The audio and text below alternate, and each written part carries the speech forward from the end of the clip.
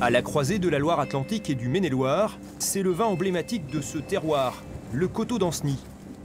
Sur ce domaine qu'il cogère depuis 2011, Olivier Martin entretient la tradition d'une appellation confidentielle d'à peine 200 hectares.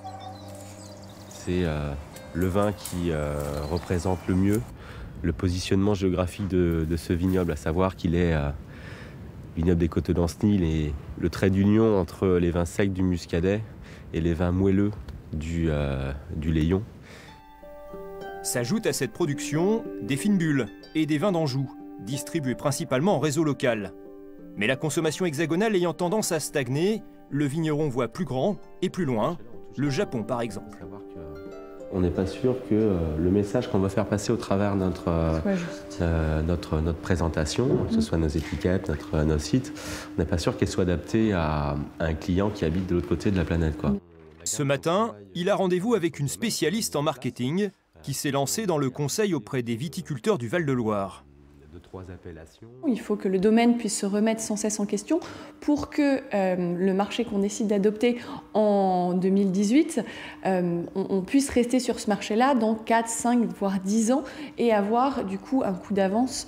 Soit on passe par en direct, donc par un importateur sur place, soit on passe par des agents, soit on passe par des distributeurs. Voilà, il y a différents modèles en fonction des domaines à mettre en place pour adopter un marché. Comme on envoie les cartons, on enverra également les affiches aux États-Unis, comme ça on aura l'intégralité de la présentation de la gamme. La communication, cette coopérative du Saumurois a choisi de la gérer en interne.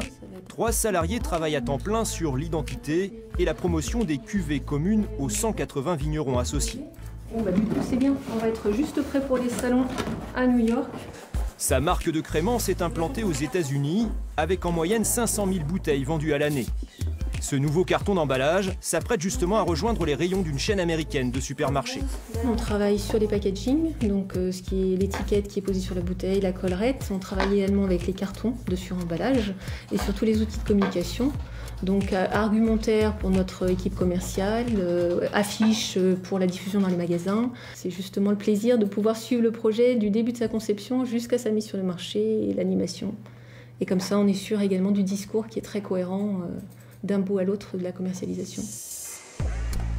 La cave coopérative consacre 800 000 € par an à ces outils stratégiques. On les retrouve notamment dans ce point de vente qui a ouvert pour la clientèle locale et les touristes de passage. Mais comme le vin est aussi une affaire de goût et pas seulement d'image, elle a également eu recours à des tests qualité et des dégustations pour mieux cibler sa production en fonction de sa clientèle.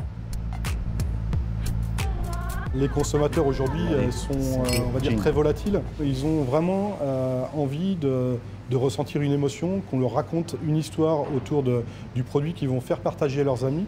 Et donc c'est un point qui est crucial, c'est d'avoir des cuvées adaptées, des petites pépites qu'ils ne vont pas forcément retrouver dans tous les points de vente. La course au marketing ne s'arrête pas là.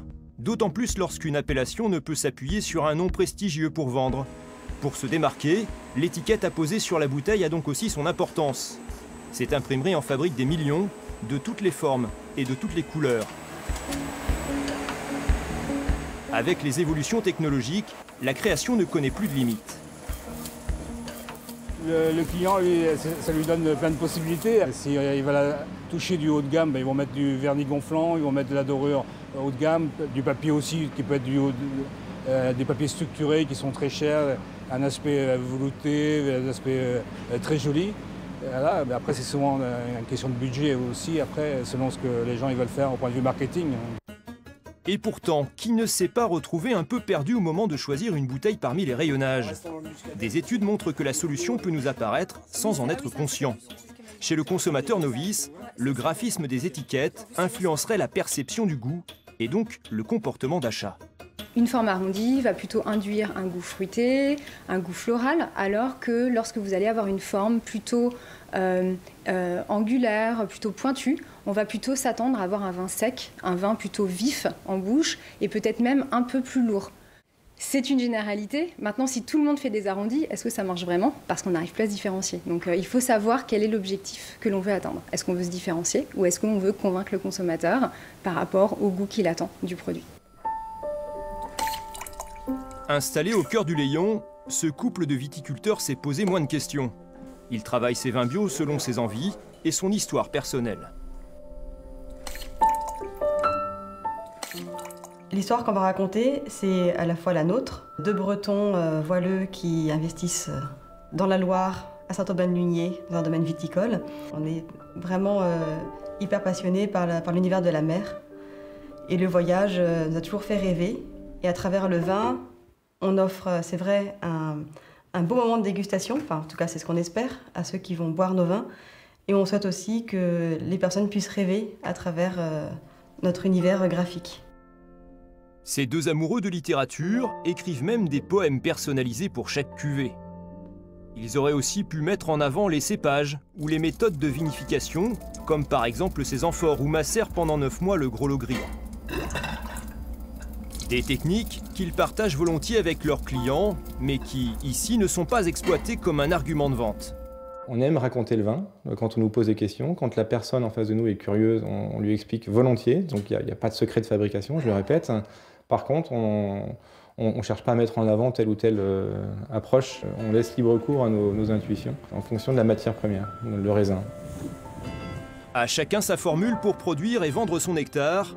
Mais quelles que soient les stratégies commerciales développées, la vigne gardera toujours une part d'imprévisible, capable de surprendre et séduire le consommateur, une alchimie fragile dont la nature a le secret.